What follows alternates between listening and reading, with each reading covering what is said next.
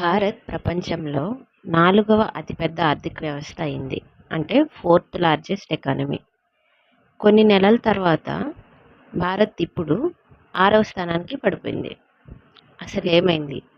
దేశం ఒక్కసారిగా పేద దేశం అయిపోయిందా? కాదు. చాలా సింపుల్గా అర్థం చేసుకుందాం.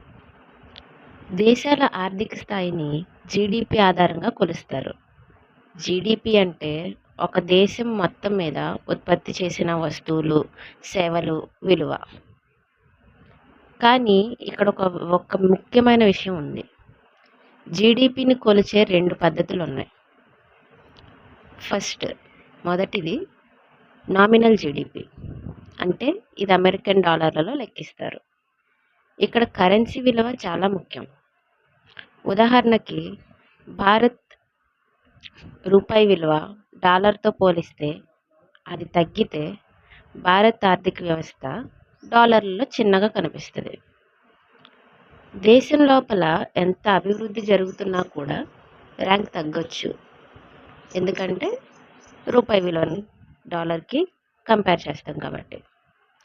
అదే సమయంలో జపాన్, జర్మనీ, యూకే ఇలాంటి దేశాలు వాళ్ళ వృద్ధి, కరెన్సీ వీటి బలంగా ముందుకెళ్తాయి లేదా వెనక్కి వస్తాయి. అంటే ర్యాంక్ ముందుకెళ్ళొచ్చు, వెనక్కి వెళ్ళొచ్చు, తగ్గొచ్చు, పెరగచ్చు. సో ఇదే కారణం ర్యాంకులు మారుతూ ఉండడానికి.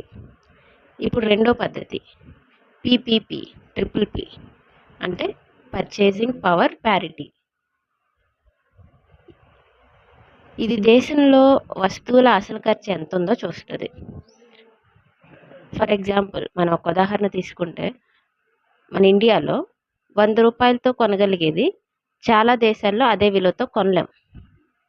మనకి ఇక్కడ 100 రూపాయలకి వచ్చే ప్రోడక్ట్, ఒక మ్యాంగో మనకి 100 రూపాయలకి వస్తుంది అనుకోండి, సేమ్ అదే 100 రూపాయలకి వేరే దేశాల్లో రాదు, సేమ్ 100 రూపీస్కి. అందుకే పీపీపీ ర్యాంకింగ్లో మన ఇండియా మాత్రం టాప్ 3 ఆర్థిక దేశాల్లో ఉంటుంది. అంటే మన ఇండియా 4th లార్జెస్ట్ ఎకానమీ అయ్యింది అనే మాట నిజమే. అలాగే 6వ స్థానానికి పడిపోయింది అన్నది కూడా నిజమే. ఎందుకంటే ఈ 2 రీజన్స్ వల్ల. జీడిపిని మనం 2 వేస్లో కొలుస్తాం కదా, దానివల్ల.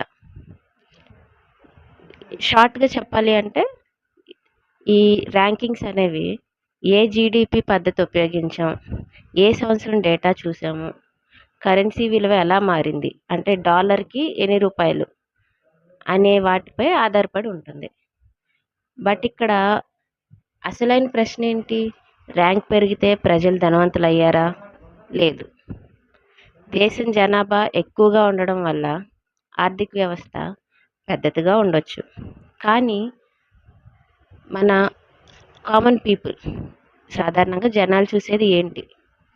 ఉద్యోగాలు, జీతాలు, రోడ్లు, ఆసుపత్రులు, విద్య, జీవన ఖర్చులు, అంటే డైలీ మనకయ్యే ఖర్చులు. అందుకే కేవలం మనం ర్యాంక్ సెలబ్రేట్ చేసుకోవడం కాదు, ప్రజల జీవితం మెరుగవుతుందా లేదా అనేదే ఇంపార్టెంట్ ఇక్కడ. ఇదే మనకి ముఖ్యమైన విషయం. అదే అసలైన అభివృద్ధి. అంతే. షార్ట్గా నేను చెప్పాలనుకున్నది మీకు అర్థమైంది అనుకుంటున్నాను.